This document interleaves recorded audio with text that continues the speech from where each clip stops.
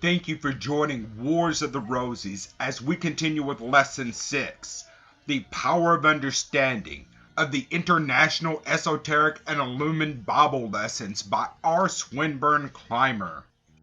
International New Church Lessons prepared for the Sunday Schools of the Church of Divine Illumination. The Power of Understanding.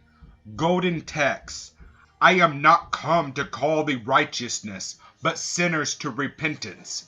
And he entered into a ship and passed over and came to his own city.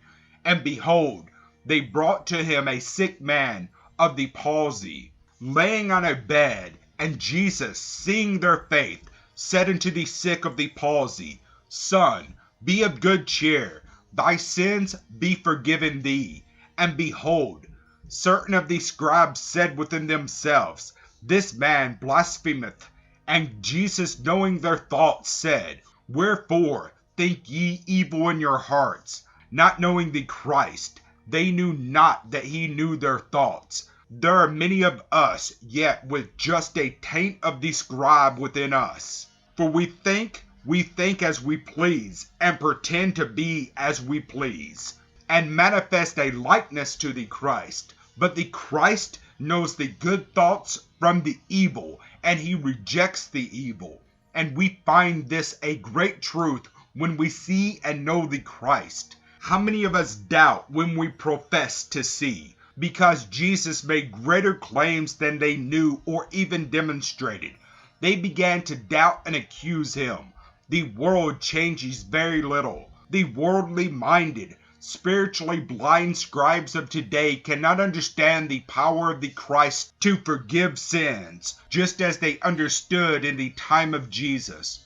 We tell them today that Christ lives and has the same power and even greater power than of old, and they mock us and deride us and say, Blasphemers. The Orthodox arise in jealousy and scorn and say, Blasphemers, heretics and fools. But let us show their faith by their works. They cannot forgive sins. Why? They say even now that a man who says he can forgive sins is a liar. Why?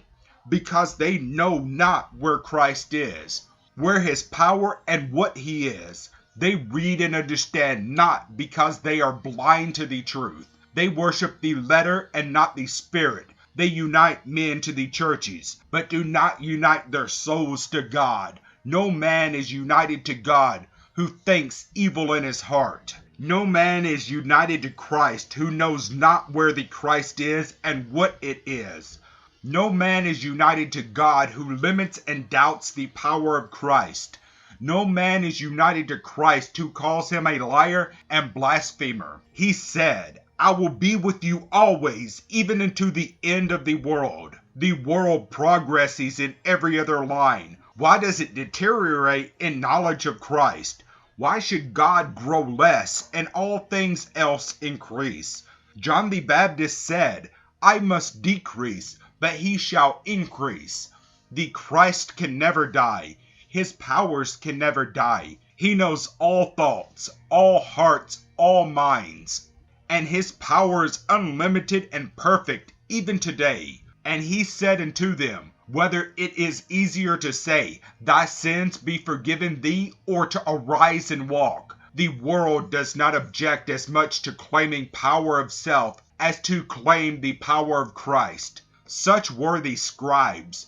Men create great inventions. They discover wonders in the scientific world and would mold their inventions into the material. And the world looks on and wonders and worships and believes in the man himself. But when he delves into the spiritual, which the world cannot and will not see, that is blaspheme. But that ye may know that the Son of Man hath power on earth to forgive sins. Then saith he to the sick of the palsy, Arise, take up thy bed, and go into thine house. And he arose and departed to his house.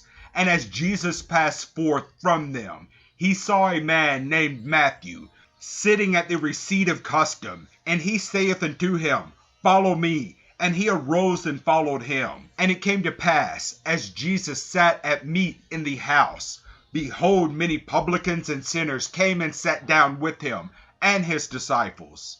And when the Pharisees saw it, they said unto his disciples, Why eateth your master with publicans and sinners? Now Matthew was a prominent man in the land. He was a collector of taxes at the custom offices. And the Pharisees questioned not the character of Jesus when this man was called, but from the highest to the lowest followed, and the publicans and sinners came. Then they found fault. What sort of a religion was this that would accept sinners and sit down to meat with them, thus placing them on an equal basis with all other fellows? The religion of the Pharisees was not so. They were above the publican and the sinner. The doors of the temple wherein they worshipped looked not into the soul, but into the material position. And Jesus said unto them, They that be whole needeth not a physician, but they that are sick. But go ye and learn what that meaneth. I will have mercy and not sacrifice. For I am not come to call the righteous, but sinners to repentance.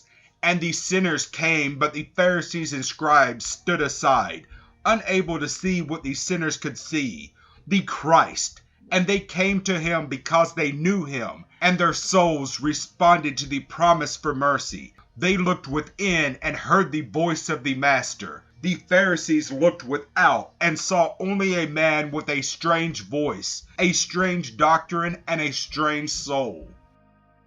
Thank you for watching, and please don't forget to share, like, subscribe, and comment. And if you can, please consider donating towards the Rosies. Links to PayPal and Patreon are in the description. Thank you so very much.